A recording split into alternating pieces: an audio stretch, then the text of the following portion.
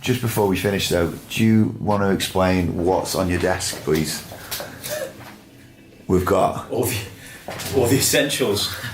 Earphones for listening to podcasts, shrapnel for those important occasions, a selection of pens, an invoice, Vaseline, the all-important selfie stick. Travel everywhere with it.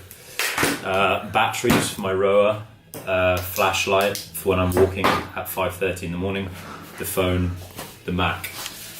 Done.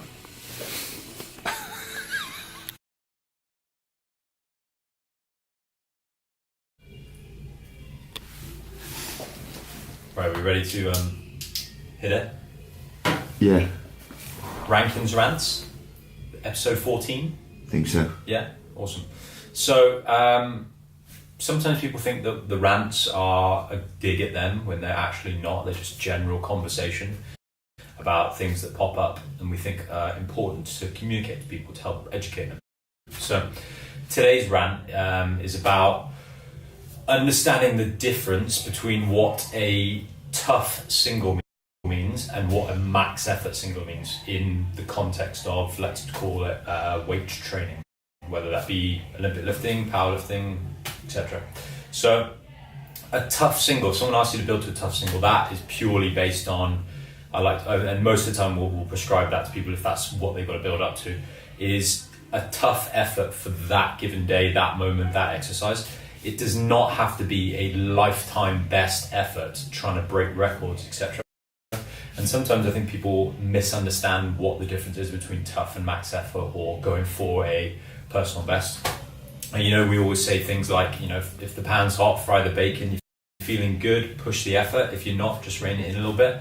And I think a lot of the times people need to, and it goes back to that whole concept of sort of auto-regulation in yourself, how you're feeling for that given day. And sometimes when the word tough single comes up, people go chasing numbers when they're just maybe not there.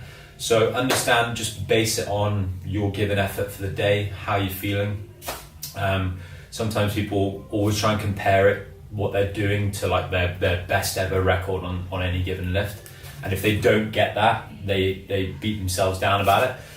And they forget that they may have, maybe not fueled correctly for that day or the day before. They may have had a lack of sleep, general life things get in the way, stress of work and that sort of thing. Just based on your effort for that given day. If you give your full effort, then that's all you can ask for. So I think the differentiation between the two is really important, and that way you don't worry about chasing numbers. You chase effort more than anything, and that's probably what's going to help with progression long term.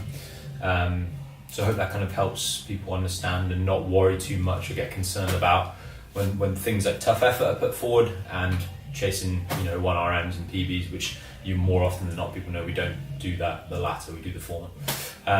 So I hope that answers some questions. Here's a question for you. Yeah. Why don't you do 1RMs? It's not that we don't do 1RMs, but it's rare you say. It's rare we do. And the reason for that, it's a good question, is that sometimes there's a lot of psychological attachment to when people see or hear go for a 1RM. It kind of just goes back to what we were talking about. It gets in their head more than anything and limits their ability to actually push for a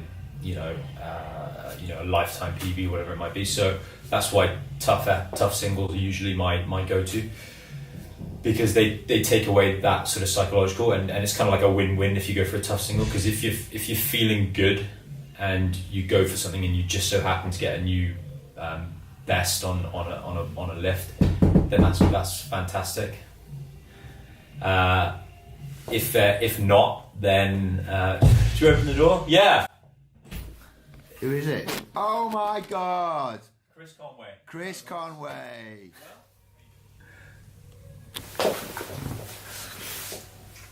So yeah, what was the last thing we said? Yay, it's Chris Conway.